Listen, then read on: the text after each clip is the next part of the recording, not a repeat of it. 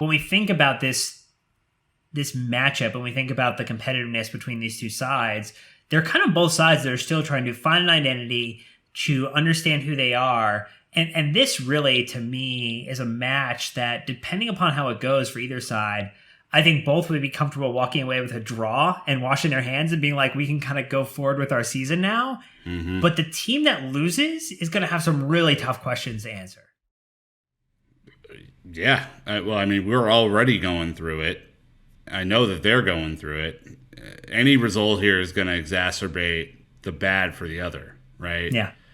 So, I mean, these are not the fun ones, is what I'll say about this. This is not going to be an exercise in having a great day out in Manchester. This is going to be I would guess from Chelsea, and we'll get into our predictions here after the break, but I would guess from Chelsea this is going to be more of a gutted out, match them stylistically, don't give up a stupid goal type of performance, mm-hmm. rather than a swashbuckling, incredibly talented offensive juggernaut type of performance. We did talk about the idea. Henri Comcot was asking, how does this match affect Frank's position with the club, positively and negatively? Does it not make a difference? And then, I think Big Nash asking a very similar question, like, how are we approaching this game? Is there any difference, or is it just another league game? How are you feeling about it going into it? Not great, admittedly. I don't feel good. I mean, look, it's this match, unfortunately, because of the way that both teams started the year, has much more significance than top 6 matches early in the season usually do. If you think about the flow, it's like at the beginning of the season, Chelsea usually play one of the top 6. So this year is Liverpool. And we had a red card early and lost that one 2-0. And I think most people wrote that one off. It's Liverpool. They just won the league by a bajillion points. They're a better team at this point than we are. That's fine. I don't feel like people are going to think that way about Manchester United. I think fans' expectations are that Chelsea are a better side, that we have a better manager, we should play a better style of football, and we shouldn't be losing to Manchester United even away. I think the minimum expectation of the fan base is likely going to be a draw. I think there are going to be parts of the fan base that want us to go out there and absolutely put Ole to the sword. I don't know if that's going to happen. I don't know. Well, let's go through a couple of stats that I think are interesting. So one, Manchester United are looking to win 3 consecutive top-flight meetings against Chelsea for the first time since September 1965 under Matt Busby. Busby's babes. Unbelievable. I know. Chelsea are also winless in the last 7 Premier League away matches against Manchester United. Drawn 4, lost 3. It is our longest run without a top-flight win at Old Trafford since a 16-game streak between September 1920 and January 1957. We had just started podcasting in 1920. Those were the days, Oh, yeah, this same as the Edison Nickelodeon. Anyway, in the Premier League era since 1992-1993, Manchester United versus Chelsea is the most played fixture between top-flight teams in all competitions, with the 82nd meeting between the sides since then. So there's some bad blood here. There's a rivalry here. Yes, and if you think back to Sir Alex Ferguson v. Jose, or Sir Alex Ferguson v. any of our other managers, truly, this was like the 1v2, 3v2, just in the table, rankings.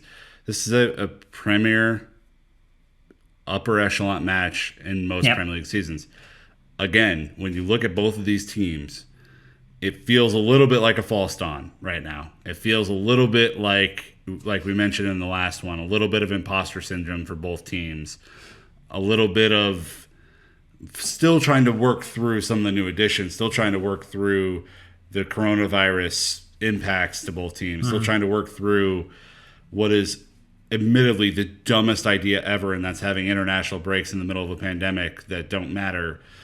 All these things are all new, but some managers to this point have done better with them than Chelsea and Manchester United have. So the pressure is on, and I am excited to see what you kind of come up with here in your ultra positive way of thinking about this because I'm nervous, man. Well, just as a reminder, what our Premier League form has looked like for this season, we had an opening day win against Brighton, which was a 3-1 thumping. We did then go right into playing Liverpool, lost 2-0 against a side that probably is going to really struggle now that VVD is out for a significant period of time, if not the entirety of the season. A surprising and shocking 3-3 draw versus West Brom, followed by a 4-0 destruction of Crystal Palace, which at the time looked really, really good heading into that match, and then a surprise 3-3 capitulation versus Southampton. So mixed results heading into this, but when you think about the starting 11 that you're looking to play in this match, you mentioned matching the stylistic element, trying to counter a little bit more. Nick, I think you're leaning. I think it sounds like a back three, back five. Is that where we're going to go? When you look at your predicted lineup, is that what we're going to see? Yes, that's what we're going to see. The only reason I say that is I think both managers realize that defensively it's not good enough right now.